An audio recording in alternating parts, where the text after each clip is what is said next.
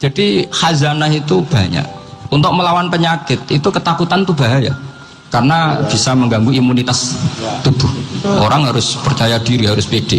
Meskipun harus hati-hati, tapi harus tetap pede. Dengan demikian imunitas tubuh kita terjaga. Jadi ya sudah seperti itu. Semua orang punya cara untuk menjaga diri masing-masing. Kemudian tentang Pak Ahmad Siddiq, saya tahu banyak karena dulu saya masih ingat. Ini sekaligus ijazah pada cucu-cucunya. Kalau sama anaknya tidak berani saya. Sama cucu-cucunya. Saya masih ingat Mbah Ahmad Siddiq itu sangat loyal sama yang namanya negara. Kita tahu beliau adalah termasuk orang yang bintang ketika Muktamar Situbondo, ketika NU pertama kali nerima asas tunggal yaitu Pancasila. Kayak apa ulama-ulama kita, ya mulai Mbah Ahmad Siddiq, Mbah Ali Maksum, Gus Dur, Mbah As'ad, semuanya lah, termasuk Mbah Mun, semuanya loyal sama negara sehingga NU menerima asas tunggal. Itu saya masih ingat. Karena bapak dulu perwakilan dari NU cabang Lasem. Beliau pernah ngundang Mbah Ahmad Siddiq di sini. Zaman itu zaman Pak D. Dzufar, ikut ngundang ke sini. Bapak saya. Itu saya menangi beliau ngisi pengajian di hallnya buyut saya, Mbah Umar bin Arabi. Jadi saya ini dzurriahnya Mbah Umar bin Arabi, sama dengan keluarganya Ki Hamid Pasuruan. Itu beliau cerita bahwa kemenangan Islam itu tidak harus kita yang menang kangelan. Kadang Allah bikin orang lain yang kangelan, kita yang ikut menang. Jadi dulu kata beliau banyak ulama ketika kita diserang Jepang, saya masih ingat, saya karena pas itu ikut ke Lasem, karena saya santri sarang, bangun ngisi di Lasem, saya ikut di Lasem karena saya masih keluarga. Itu ulama-ulama itu mimpi dibacakan ayat khulibatir rum fi adnal ardi wa hum min ba'di ghalabihim sayaghlibun fi bid'i sinin lillahil amru min qablu wa min ba'du wa yawma idzi yafrahul mu'minun. Itu dulu itu ada pertarungan besar antara kerajaan Romawi dan kerajaan Persia. Kita tahu Romawi itu Nasrani. Saya ulang lagi, Nasrani. Nasrani itu percaya adanya Allah, adanya Tuhan, dan percaya adanya kitab samawi. Sementara musuhnya itu Persia, orang yang tidak bertuhan, tidak berdasar kitab samawi. Ketika Persia mengalahkan Romawi, itu orang Islam ikut susah, karena terus dibully sama orang-orang kafir Mekah. Orang kafir Mekah adalah orang yang tidak punya kitab samawi. Katanya orang kafir Mekah, iku lo balamu, jute duwe kitab, jarene dihubungan mbek langit, nyatane perang keok.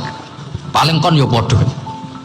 Jadi ada analogi bahwa kalahnya orang Nasrani itu dianggap simbol kekalahan orang yang bertautan atau berhubungan dengan langit. Akhirnya orang Islam susah. Saking susahnya orang Islam sampai Abu Bakar itu tanya, ya Rasulullah, lalu orang Romawi menang itu kapan? Terus ada surat turun fibit di sini. Ya kira-kira 3. Abu Bakar pas itu belum alim-alim amat. Jadi ngartikan 3 itu ya 3 betul, sehingga beliau masyhur itu. Cara Jawa totoan itu kimar. Pokoknya nanti Romawi pasti menang 3 tahun lagi. Akhirnya ketika datang itu taruhannya dengan 10 unta. Datang ke Rasulullah, Nabi menjelaskan, loh ndak, bid'u itu mabena salas ilatis itu 3 sampai 9. Kamu jangan bilang 3. Ya sudah, taruhannya ditambah sampai 100 unta. Tapi pembuktiannya enggak 3 tahun, tapi nunggu 9 tahun. Sampean jangan tanya, berarti dulu pernah taruhan halal. Zaman sebelum ngaji saya, sampean sudah sering taruhan, jadi jangan nyalahkan saya. Nanti itu ada ilmunya, namanya nasah mansukh. Dan taruhannya Abu Bakar enggak kayak sampean. Taruhan yang sangat-sangat demi Islam, bukan demi hadun nafsi. Betul. Ketika tahun ke-7 orang Islam itu menang. Gila ya, tahun 9 itu umat Islam menang. Menangnya umat Islam mengalahkan musyrik Mekah itu di Badar. Romawi mengalahkan Persia. Gara-gara Romawi mengalahkan Persia itu cara berpikir orang itu rubah. Ternyata langit itu ada, kekuatan langit itu ada. Sehingga meskipun akhirnya orang Kristen bilang ada Trinitas, terus mereka keliru dalam mengartikan Isa, tapi ada sekian nabi yang mereka sebut dan mereka hormati. Ada sekian kesamaan. Sehingga dalam Islam, saya ulang lagi, dalam Islam, andai kan disuruh milih orang komunis sama orang Nasrani, Islam tentu sama-sama kerjasama, milih sama yang Nasrani. Karena ini ahli kitab, kerjasama loh, bukan milih menjadi Nasrani. Nanti kapan salah paham, senangannya terus bully. Itu semangatnya pasti hasad ya. Nah, terus lalu relevansinya dengan Indonesia gimana?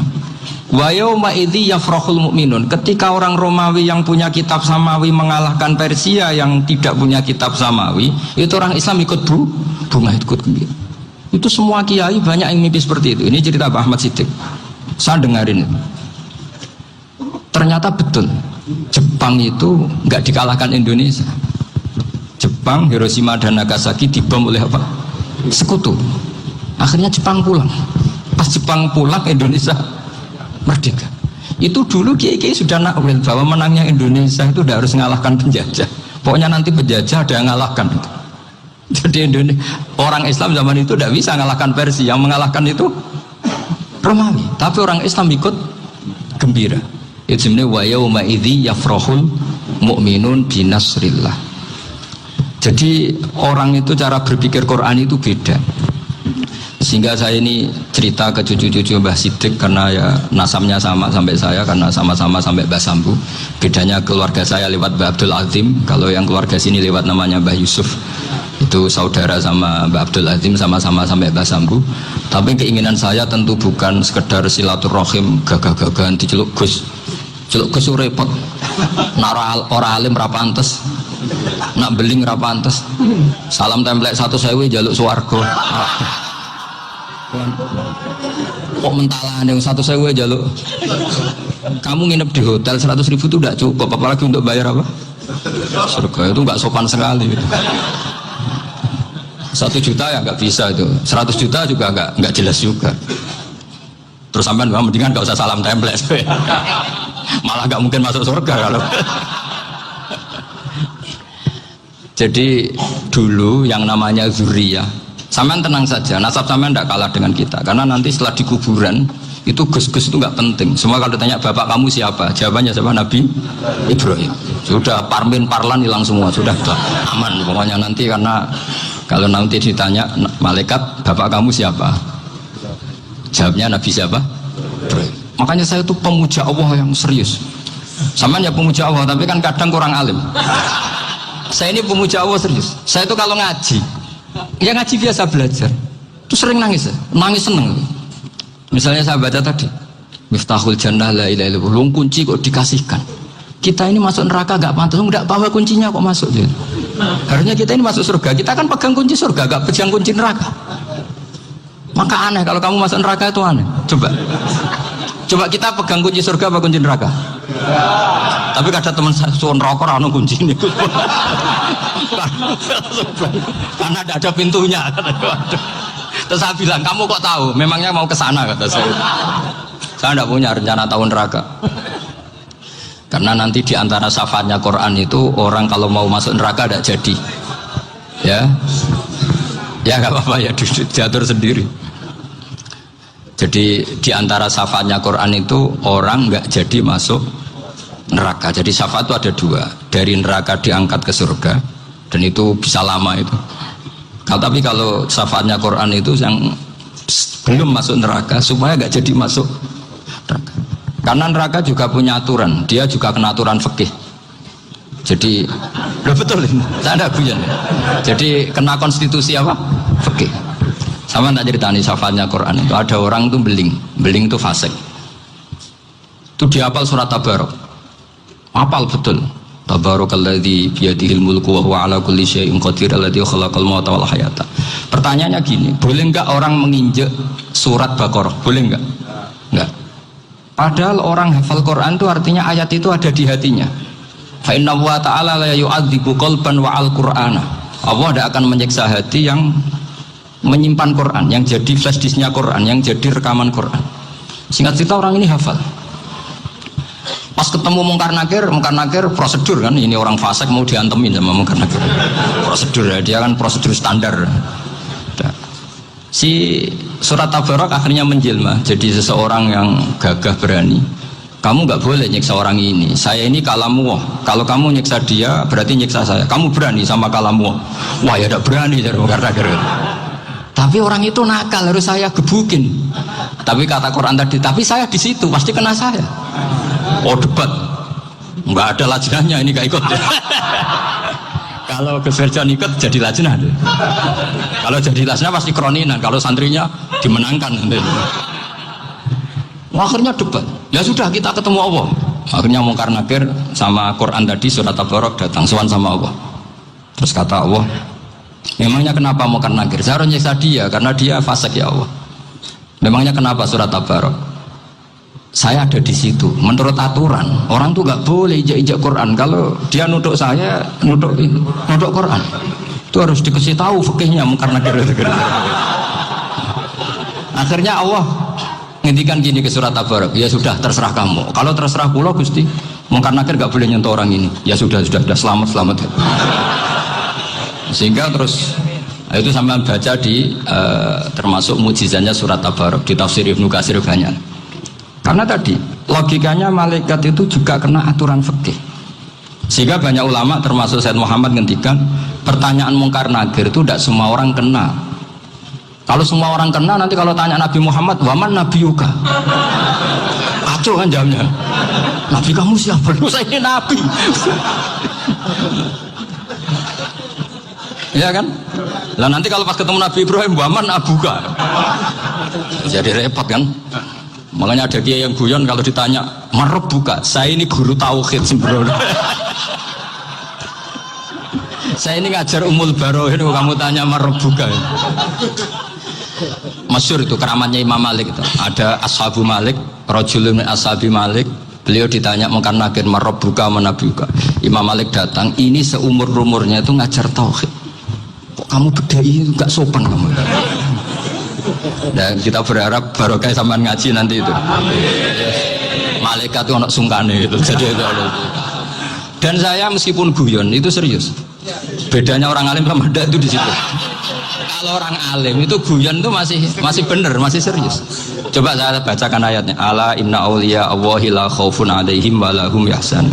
Terus lahumul busyra fil hayatid dunya fil akhirah. Artinya kalau Mungkar Nakir dengan penampilan garang gitu, berarti ada ketakutan apa enggak?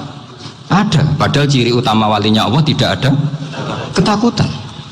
Makanya itu termasuk dalilnya Sayyid Muhammad, tidak semua orang alami seperti itu karena wali-wali itu la khaufun alaihim wa lahum yahzanun. Wah anak kiai ketemu karena kerja buat tidur wedek. Kowe iku dredege ora kalau pertanyaan itu nak konan santri piye. Lho isen wis kiai dihanjuti Mungkar Nakir. Malu gak kira-kira? Mesti pelengane konan santri piye. Nah jawabannya gampang karena pernah ngajar tauhid. Makanya Sayyidina Ali ini cerita ini ada di kitab Nurul Dholam, sama di kitab Nurul Dholam karangannya Syekh Nawawi Banten. Itu Sayyidina Ali itu ya, andekan orang biasa mungkin ya agak-agak hasut, tapi ini wali gak boleh kamu katakan hasut.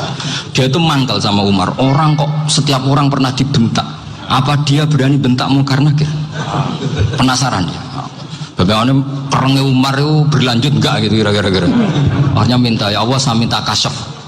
Ya karena yang minta Sayyidina Ali karena mau wajah dituruti sama kasyaf. Dilihat Sayyidina Umar pas meninggal itu. Jadi hasud itu ya kadang penting asal baik. Ya betul, bahasa Kanjeng Nabi kadang la hasada illa fisnaten. Itu Nabi bahasakan ya hasad. Gus Firsan aja yang nafsirkan ghobtoh itu kan gaya-gayanan sebagai ulama. Aslinya Nabi ngendikannya itu la hasada illa fisnaten. Ulama yang ganti itu namanya ghobtoh. Wong Nabi sendiri nyebut hasad kok kamu tafsiri ghobtoh. Ya hasad ya hasad. Udah ada usah ditawil-tawil pokoknya gitu. Kalau sama nggak percaya nggak apa-apa. Kok gitu aja kok repot. Karena sama nggak percaya kemungkinannya dua. Satu nggak ngerti. Dua sama-sama alim. Kan dari awal kalau sama-sama alim kan laisali alimin ayuqallida aliman akhir. Kita nggak perlu saling mengikuti. Ngapain hasud? Biasa aja. Akhirnya Sayyidina Ali kasut. Pas Umar bangun, setelah mati kan bangun, setelah meninggal bangun. Mungkar Nakir datang dengan perang yang sangat garang. Itu digambarkan Sayyidina Ali matanya itu kalkidril ghali. Kayak apa kendil yang apa menganga. Seru. Sayyidina Ali senang, paling takut ini Umar. Senangnya bukan main, wah ini mesti takut Umar. Biasa. Ternyata enggak, Umar malah bangkit. Woi Mungkar Nakir, kamu tahu menghadapi siapa?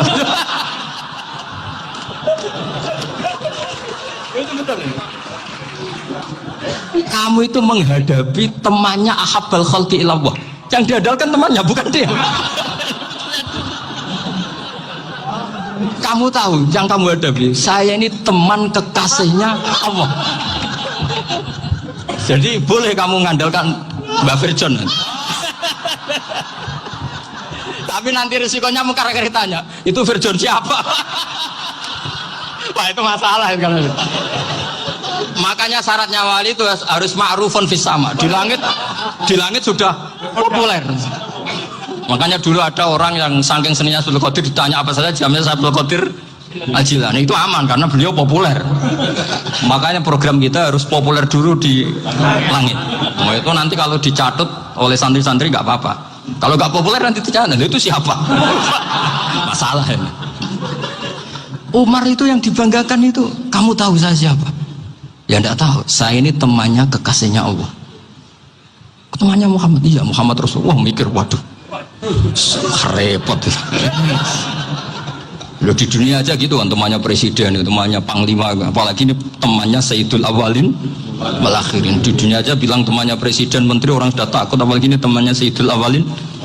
Hanya karena terus konfirmasi sama Allah, gimana ya Allah ini ngadepi. Sebetulnya diandalkan itu temannya, bukan dia. Wah, akhirnya sama Allah dibilang, ya bu, ya sama seorang seperti itu bu yang sopan.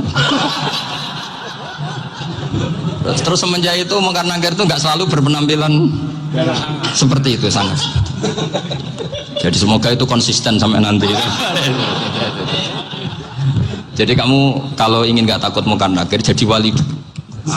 Karena syaratnya tadi hanya wali sing la khaufun alaihim wa lahum yahzanun lahumul busyra fil hayatid dunya fil akhirah. Jadi orang itu kalau ngaji itu harus khatam. Jangan semuanya kena pertanyaan. Dan kalau semuanya kena pertanyaan nanti repot. Kalau Nabi Muhammad ditanya waman Nabi juga. Nabimu siapa? Lu kan terus jadi aneh. Jadi makanya ketika Sayyid Muhammad semua ulama lah, nggak ada am kecuali ditaksis. Kecuali sifatnya Allah. Misalnya bikulli syai'in alim, ya benar-benar bikulli syai'in. Tapi kalau am semuanya pasti ada taksis. Meskipun dalam muhawarah muhadasah biasa. Misalnya contoh gampang, istri kamu baru seneng kamu, mas nak pengen apa-apa itu lapor aku, gak apa-apa mas, mesti aku seneng sama lapor. Iku dia pengen wayo. Wah langsung jadi apa wae. Mesti apa wae maksudnya kecuali itu gitu. Padahal kalau ngomong mas sampean ingin apa saja tak dukung. Sampean bilang pengen iku wayo. Kira-kira disetujui apa enggak? Sama seperti kita kalau punya teman akrab, wah senang omahku gak apa-apa, anggap ya omahmu dewe, terus mlebu-mlebu kamar. Jadi tidak ada am kecuali di taksis. Artinya kalau ada cerita bahwa orang mati pasti ngalami ditanya Mungkar Nakir, itu pasti ada am yang di taksis. Itu pasti juga dialami para anbiya, para auliya. Karena ciri utama wali itu la khaufun alaihim walahum yahzanun. Kemudian saya yang mau cerita ya, supaya sampean bisa menghadapi dunia global ini, tak bawa tafsir Munir termasuk tadi. Kenapa orang Islam, Rasulullah SAW itu lebih senang kalau yang menang itu orang Nasrani Romawi, ketimbang yang menang itu orang Faris, dalam hal ini ateis. Karena orang ateis itu lebih ngeri. Sebetulnya beberapa penemuan sains, terutama di ilmu medis, itu orang Amerika, kayak cloning. Tapi orang Amerika itu masih dilarang oleh gereja untuk mengaplikasi. Karena nanti bayi cloning itu dipakai suku cadang. Di Amerika masih ditentang oleh fatwa-fatwa agama, baik Islam maupun Kristen. Tapi di Cina itu dipraktekkan, karena nggak ada halangan agama. Di Cina itu biasa ada kondom diolah lagi jadi alat-alat aksesoris. Di Amerika tidak ada karena masih ada agama, masih ada larangan. Sehingga orang Islam itu lebih takut kalau yang menang itu Persia, karena terus cara berpikir ternyata Tuhan itu tidak ada, langit tidak ada perannya. Jadi ketika yang menang Nasrani masih berpikir itu pertolongan Tuhan, meskipun mungkin cara mengatakan Tuhan beda dengan kita. Tapi ada satu kesamaan bahwa kekuatan samawi itu ada. Jadi disebut hulibatir rum fi adnal ardi wa hum min ba'di ghalabihim sahlibun. Di sini diterangkan oleh Syekh Nawawi supaya kamu tidak salah paham. Sebetulnya saya kamu katakan misalnya wah itu paham liberal, sebenarnya saya tidak tersiksa. Cuma takut yang mengatakan seperti itu cek goblokir atau ngaji gitu. Itu aja masalah saya. Ini saya baca ini karangannya Syekh Nawawi karena tadi kata Mbak Firjon ngaji itu harus sama orang yang bersanad. Saya ini kalah sama beliau itu berkali-kali. Secara nasab saya harus manggil Mbah. Secara silsilah ilmu saya juga kalah lagi. Saya sering disewani sama cucu-cucu Syekhona Khalil. Kiai Siddiq itu termasuk murid dekat beliau Syekhona Khalil. Kalau itu berarti kan Gus Firjon, Ahmad, terus Mbah Siddiq. Mbah Siddiq ngaji Syekhona Khalil. Syekhona Khalil itu pernah ngaji langsung sama Sayyid Zaini Tahlan. Berarti beliau dari Sayyid Zaini Tahlan itu baru generasi kelima. Sementara saya itu sudah ketujuh atau keenam. Saya, Mbah Mun, Mbah Karim misalnya, Mbah Hashim, Mbah Mahfud Termas, Sayyid Abi Bakar Sato yang ngarangnya Anatul Talibin, baru Sayyid Zaini Tahlan. Berarti saya ketujuh, kalah lagi. Tapi untuk jadi wali biasanya cepat saya. Karena syaratnya jadi mbah itu ngalah demi putu. Jadi kalau beliau ngotot, saya dulu Gusti, saya mbahnya. Wah itu mbah yang nggak baik. Pasti jatahnya dikasihkan apa? Cucunya dulu. Makanya Abdul Muthalib itu orang yang dapat wangsit, tapi yang jadi nabi itu cucunya. Jadi dalil saya banyak. Sebenarnya Abdul Muthalib itu sudah sering dapat wangsit. Karena saya bahasakan wahyu, Nabi yang protes, enggak Nabi kok dapat wahyu. Tapi sebetulnya Abdul Muthalib itu masyhur itu. Kalimat-kalimatnya menunjukkan bahwa beliau itu sudah dapat wahyu kalau nanti cucunya itu jadi apa? Nabi. Makanya senangnya bukan main Abdul Muthalib sama Rasulullah. Putu seneng, mbah seneng putu. Jadi mungkin, jadi sampean enggak usah protes loh. Yang jadi wali kok cucunya. Betul. Dulu Mbah Hamid Pasuruan itu kalau Mbah Ahmad Siddiq ke sana, Mbah Hamid Pasuruan kalau manggil Mbah Ahmad Siddiq itu paman. Tapi pamannya minta ijazah ke ponaan. Apa ya gara-gara itu memang. Kalau itu masih berlaku apa? Ngalah tadi. Kayaknya masih apa? Hawannya masih gitu. Hawannya masih. Karena melihat tren-tren langit masih gitu kayaknya masih. Masih itu. Ya. Tapi banyak tetap dapat jatah, tenang saja nanti. Tapi memang sebaiknya mbah itu legowo. Rasulullah Muhammad SAW itu terkenal min dzurriyyati Ibrahim. Tapi kata Rasulullah, ana dakwatu Ibrahim wa bisyaratu Isa. Aku nganti ngene iki barokah dongane Nabi siapa? Ibrahim. Jadi dongane Nabi Ibrahim ya tipe teng putu. Jadi banyak bukti bahwa jatuhnya ke putu gitu. Tadi saya di kamar sama beliau berduaan. Nih Mbah sing dadi wali di sini, aku webang. Cocokan tadi. Nah kenapa saya akhir-akhir ini gulirkan daftar wali? Kenapa? Saya ini resah ya, orang sudah ingin dicintai pejabat, dicintai tetangga, dicintai teman.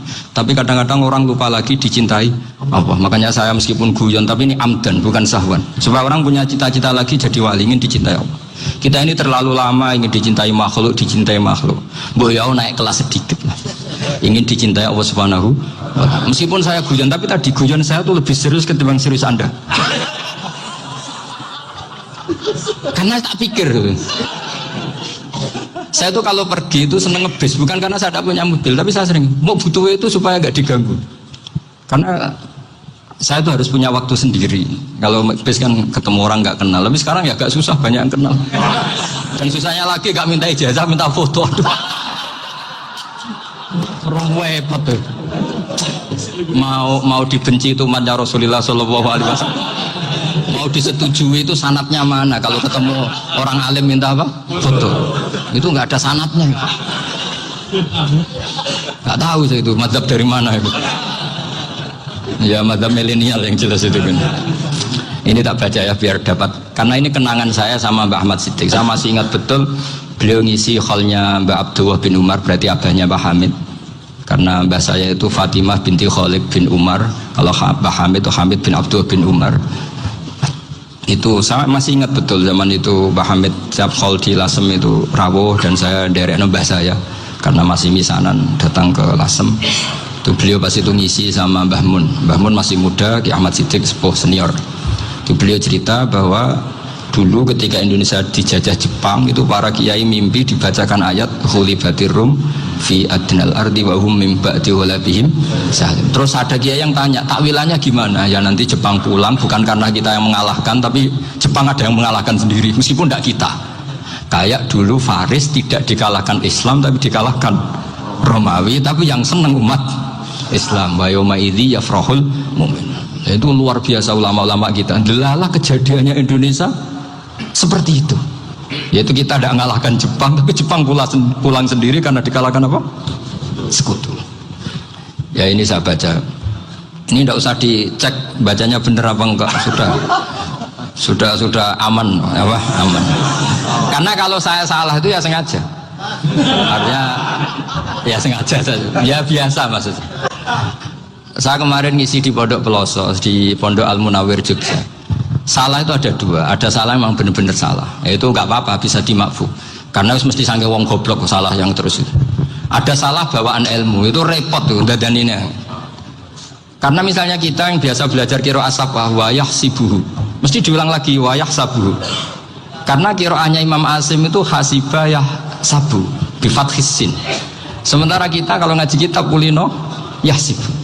Sehingga kita yang biasa belajar sabah itu kalau baca kitab itu kayak orang bingung.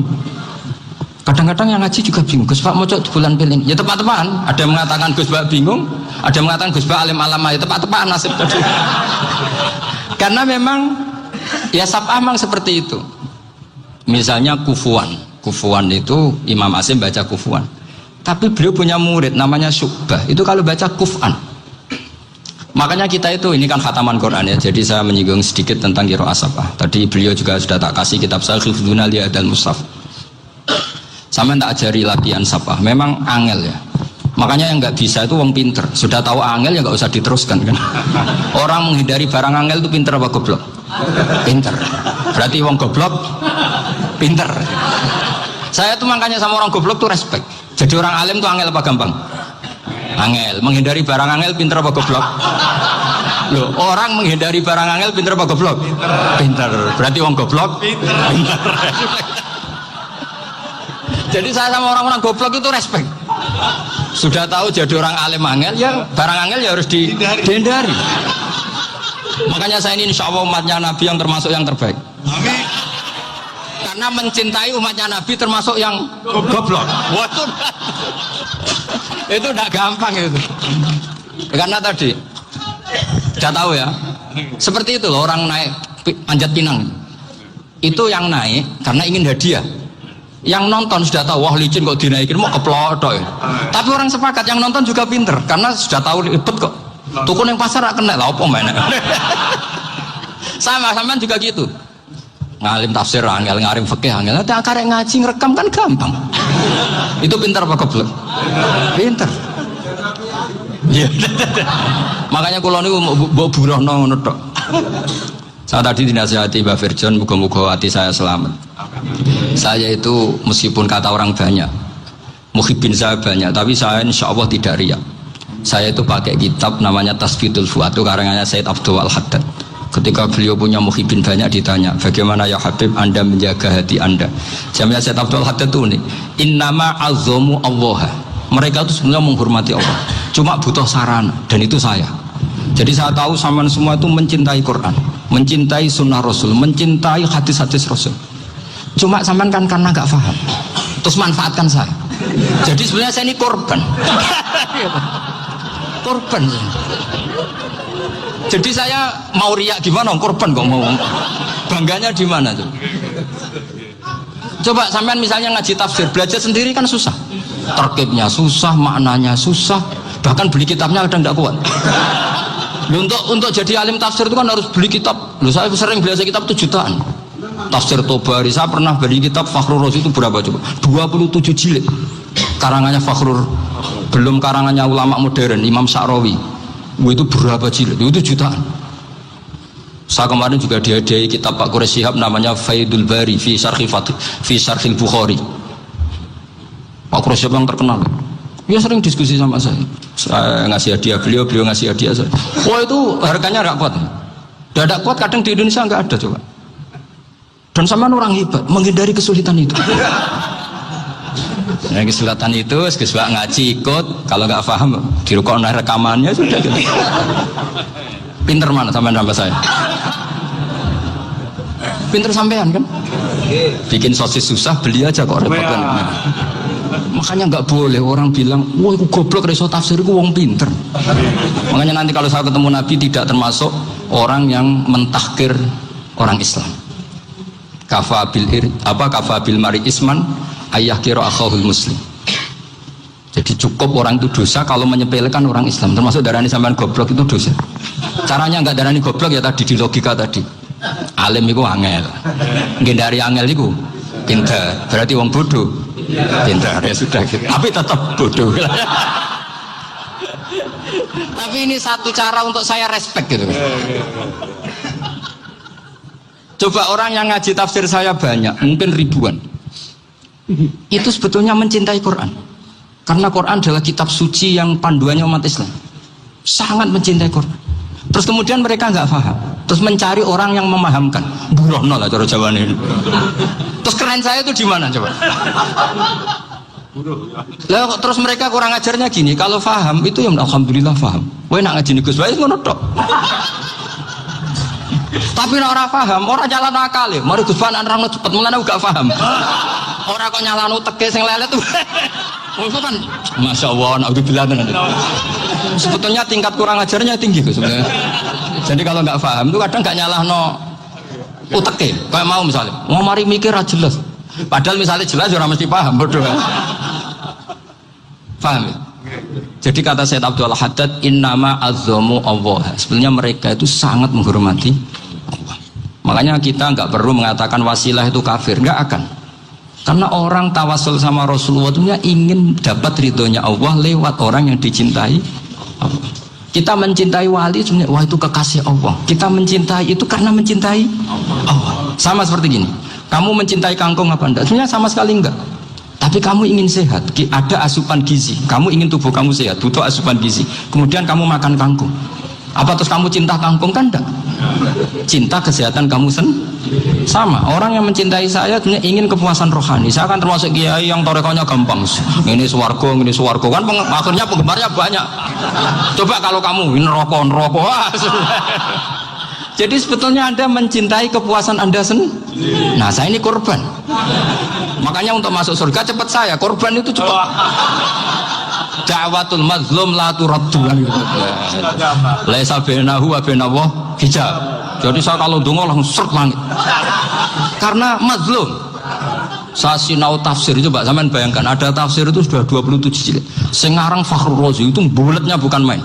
Karena dia ahli filsafat. Bulatnya Masya Allah.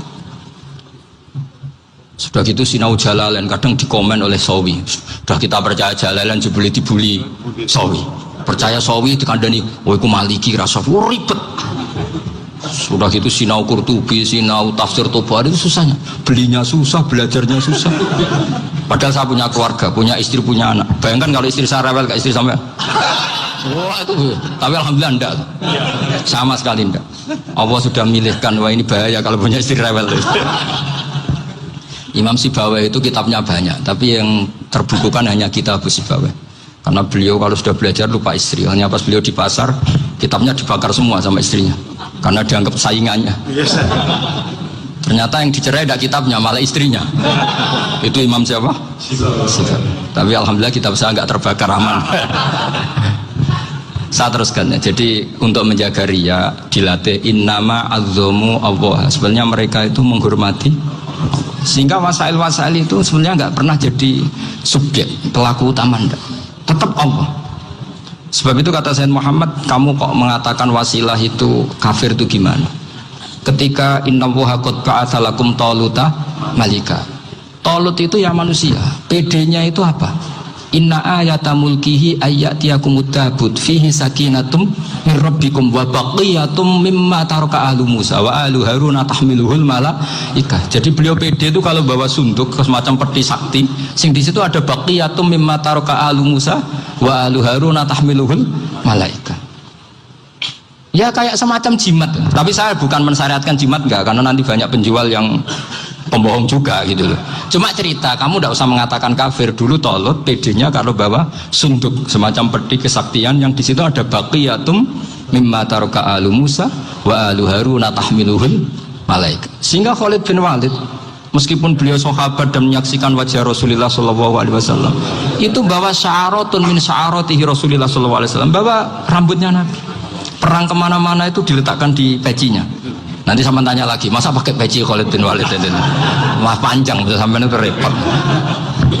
Sampai tak warai ngaji usul fikih. Usul fikih itu kalau ngaji itu ada istilah tangkihul manat. Ini mesti ini wilayah yang kita bisa berdebat sama Mbah Firjon. Dulu itu musuh saya karena saya makili Anwar, beliau makili Peloso. Tapi tahu-tahu kalah tua terus saya mengundurkan diri. Di fikih itu ada istilah, ada tangkihul manat, ada tahqiqul manat, ada tangkihul manat. Tangkih itu kira-kira gini, lafadz hadis itu dibuang sekian untuk tahu bahwa itu madarul hukmi. Misalnya gini, tak beri contoh paling gampang. Sama harus paham, kalau nggak paham nggak pinter-pinter. Ja'a a'rabiyun ila Rasulillah sallallahu alaihi wasallam. Ya karena ini menghormati Mbah Ahmad Siddiq, saya orang alim, jadi ngaji ini tetap ada suasana alim. Ya harus ada suasana alim, nggak perlu jadi orang alim, tadi susah. Sudah ngindari susah itu pintar, sudah itu aja. Jadi orang alim susah, ngindari barang susah pintar, berarti orang tidak alim pintar. Nah, meskipun tetap sudah itu pegangi sampai mati nanti. Loh, jadi orang alim itu repot. Itu kata Imam Ghazali, kalau orang alim kalau mau masuk surga itu sama Allah nggak boleh. Kif, kamu nggak boleh langsung masuk surga. Coba cari umat kamu, syafaati dulu. Nah, saya takut nyari sampean nggak bisa kembali. Saya tidak punya rencana itu, pokoknya mau masuk. Boleh sampean kuaduan balik raroh dewa, repot nanti saya. Berat jadi orang alim itu berat. Ya saya teruskan ya. Ada tangkihul manat. Ja'a a'rabiyun ila Rasulillah sallallahu alaihi wasallam. Faqala ahlaktu wa ma ahlakaka qal waqa'tu imraati fi nahari Ramadan. Ya sidang kita, saya ini rusak ya Rasulullah. Kenapa? Karena saya menjima istri saya fi nahari Ramadan. Kata Nabi, kamu harus bayar kafarah. Napa Nabi kafarah? Puasa 2 bulan. Wong baru 1 hari aja terjadi gitu kok disuruh puasa 2 bulan. Ya tidak kuat ya Rasulullah. Baru berapa hari saya puasa aja kecelakaan seperti itu, apalagi kalau sampai 2 bulan. Tidak ya Rasulullah. Ya sudah kalau gitu kamu pertama ngasih makan apa? Itqu raqabah kan, pertama merdekakan budak. Tapi kan sekarang nggak ada budak, makanya terus sekarang langsung puasa. Wah ini nggak bisa semua. Ya sudah ngasih makan orang 60. Kasihkan siapa ya Rasul? Ya orang fakir. Saya ini paling fakir. Di kampung saya ini orang paling fakir. Jadi mulai dulu orang fakir itu hubungan suami istri itu paling lancar mulai dulu. Makanya orang fakir itu anaknya banyak, karena hiburannya hanya itu. Wong Ramadan aja. Coba mau ke ATM nggak punya uang, mau antri di bank nggak punya, mau apa coba? Itu mulai dulu. Ini sanatnya mutasil. Wah, akhirnya sudah sanksinya kan tadi ya, itqu raqabah atau puasa 2 bulan berturut-turut atau ngasih makan 60 orang miskin. Lalu kata ahli usul fikih, kata Arabi dibuang, nggak menjadi catatan hukum. Orang kota pun kalau melakukan itu juga kena sanksi yang sama. Imro'atau juga dibuang. Andai kan itu dilakukan untuk amatnya juga ketentuannya sama. Nah sekarang perdebatan antara Imam Syafi'i dan Imam Malik begini. Sekarang pertanyaan gini, jima istri itu hukumnya boleh apa haram? Boleh kan? Lalu kalau ada orang tanpa udzur kemudian makan siang-siang, cara Imam Malik hukumnya sama, harus kena sanksi yang sama.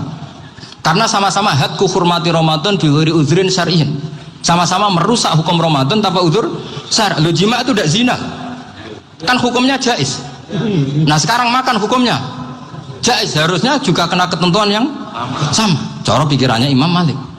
Nah, alhamdulillah Imam Syafi'i gak setuju. Wah, cara setuju repot. Bahkan orang-orang Syafi'i sudah punya khilaf, kalau gitu minum dulu. Iya, biar iftarnya pakai minum.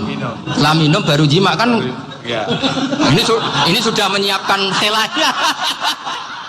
Ini khas Syafi'i ini, bongsong rekayasa hukum. Nanti bisa belajar jauh cara ngakali hukum. Makanya guyonan yang masyhur Gus Dur itu gitu. Ada seorang kiai atau Gus lah, ya punya salah, namanya manusia kan punya salah, entah cangkruk entah apa, pokoknya punya salah. Ada wartawan yang ngiranya semua kiai itu orang suci, sehingga tanya sama Gus Dur, Gus itu ada kiai kok, ya pokoknya salah lah. Tapi jangan bayangkan dosa besar, enggak, kecil-kecil aja. Itu gimana itu? Padahal kiai kan orang suci. Jawabnya Gus Dur lucu.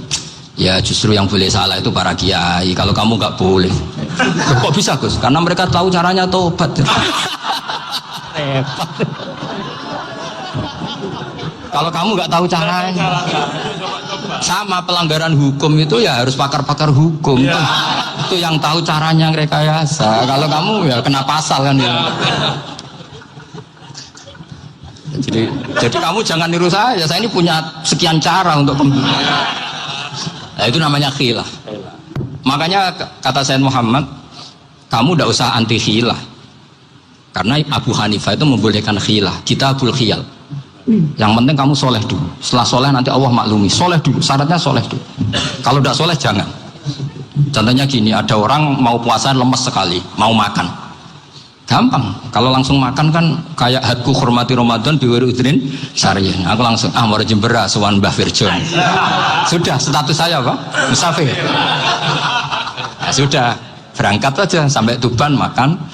Nanti kalau nggak jadi ya nggak apa-apa sudah. Mulai pergi sudah musafir. Saya tidak tahu nanti malaikat tertarik gebuki nggak tahu. Tapi itu ada khilafnya. Asal soleh. Karena kata Sayyid Muhammad dan semua kitab mengatakan itu. Kalau sama nggak tahu ya kebablasan. Nabi Ayub, nabi yang terkenal Gudikan itu siapa? Ayub ya. Itu yang Israiliyatnya akan seru. Gudikan dikukur bek kreweng itu terlalu lah kalau itu. Untuk kreweng konti ning Arab ora ono kreweng itu sudah masalah itu. Singkat cerita, Nabi Ayub ketika diasingkan kaumnya itu kan nggak punya sumber makanan. Lah orang lelaki itu mulai dulu egois. Istrinya Nabi Ayub itu cantik sekali, udah cantik, rambutnya bagus. Makanya kamu nggak usah tanya kenapa istrinya kayak banyak yang cantik. Ya, nah warasatul anbiya nggak boleh gitu. Kalau nggak cantik ya warasatul anbiya dari segi balak. Istrinya Nabi itu semuanya cantik. Nggak usah tanya sebabnya apa, pokoknya gitu semuanya cantik. Singkat cerita, beberapa kali istrinya Nabi Ayub itu kerja demi bisa nafkahi Nabi siapa? Suatu saat itu tidak ada pekerjaan yang cukup untuk beli roti. Satu-satunya peluang dapat rezeki itu putrinya raja itu rambutnya berondolin. Terus ada sayembara siapa yang rambutnya bagus mau dibeli. Sampai rambutnya istrinya Nabi Ayub itu dijual. Nabi Ayub tersinggung karena itu mengurangi kecantikan. Jadi lelaki mulai dulu gitu. Udah nggak urun kalau istrinya nggak cantik itu komplain. Itu khasnya lelaki. Jadi kalau kamu gitu ada sanadnya juga, tenang saja ya. Komplain ya pegawaian itu. Saking mangkalnya Nabi Ayub terus ngendikan la adriban naki mi'ata sautin. Kamu akan saya pukuli dengan mi'ata sautin atau dengan 100 cambuan. Atau mi'ata dikhtin atau mi'ata apalah sesuai konteks zaman itu. Engko namanya pecut tuku konti kok ribet lagi. Singkat cerita akhirnya ketahuan bahwa istrinya menjual itu demi Nabi Ayub. Allah nggak ridho kalau kekasihnya yaitu istrinya Nabi Ayub wis perjuangan kayak gitu malah kena hukuman. Tapi Allah juga nggak ingin kekasihnya yang bernama Ayub melanggar sumpah. Padahal beliau sudah sumpah, wallahi demi Allah nanti tak pukul dengan 100 kali. 100 kali dengan lidi lah misalnya, contoh yang gampang tuh lidi. Akhirnya sama Allah dikasih satu solusi. Wa khud biyadika dikhtan fadrib bihi wala tahnas. Ya sudah, lidi itu ikat jumlahnya 100. Terus pukul sekali saja. Anggap saja sudah 100. Iku pangeran sing wari ngakali ngono iku pangeran. Tapi syaratnya soleh. Syaratnya soleh. Jadi kalau kamu anti khilaf berarti anti ajarannya Allah di ayat itu. Wa khud biyadika dikhtan fadrib bihi wala tahnas. Itu dulu ada, ini cerita di Ithaf, ini cerita terakhir, ini sudah sama jangan nama sudah. Terus pengumuman tadi yang nggak pernah sepuh ngutang saya itu haram tadi. Karena tadi saya punya kewajiban di rumah yang bisa menggugurkan ya kewajiban yang lebih besar. Lebih besar itu ya tadi bisa pernah guru, pernah sepuh, yang jelas nggak umur. Umur sampean menang kabeh itu, tua serepot gitu. Ada raja itu ganteng kaya, senengannya nikah perawan cantik. Itu semua kampung mesti kenal. Mungkin digilir atau gimana pokoknya. Suatu saat ada pemuda suka sama perempuan yang di kampungnya, cantik sekali. Kemudian pemuda ini ternyata pekerja di kerajaan itu. Tiap hari ditanya, oh itu yang di kamu yang cantik siapa? Mau saya nikahin gini. Wah bahaya ini saingannya raja. Jadi yang dibidik pemuda tadi itu saingannya raja. Si raja ini orang yang namanya raja kan gengsinya tinggi. Kaifa tankihuha wa qad ra'aitu qad qabbalaha rajulun. Kobok nikahi, saya itu pernah melihat dicium lelaki. Wah, gak mau. Gak gelem, kadang ditambung lan wa qad qabbalaha rajulun. Saya pernah melihat sendiri qabbalaha rajulun, dicium oleh lelaki. Wah, sudah gak minat raja langsung gak keren. Suatu saat pemuda tadi nikahi perempuan itu. Rajanya marah-marah, kamu lelaki gak punya harga diri gini. Gak punya selera, gak punya harga diri, sudah pernah dicium orang kok tetap dinikah. Terus bilang ke raja, ta'rif manir rajul, lelaki itu siapa? Abuha. Kamu tahu lelaki itu siapa? Sopo? Abuha. Bapaknya. Saya kan hanya bilang rajul. Pernah dicium lelaki. Lah pikirannya raja itu lelaki kue-kue ngene. Tapi butuh canom mau rojo ben gak sido itu aja tuhnya. Baru kayak digulirkan gitu wakot kebalah rojulun. Wah nggak mau. Setelah itu satu saat pegawainya tadi nikahi perempuan. Kamu nggak punya harga diri gini. Kamu tahu mandir rojul apa abu? Wah nak ngono aku gak apa-apa. Lah monggo sakniki wis bojo kula. Ora trimo wis diambung wis macam-macam. Lah itu namanya khilah. Apa?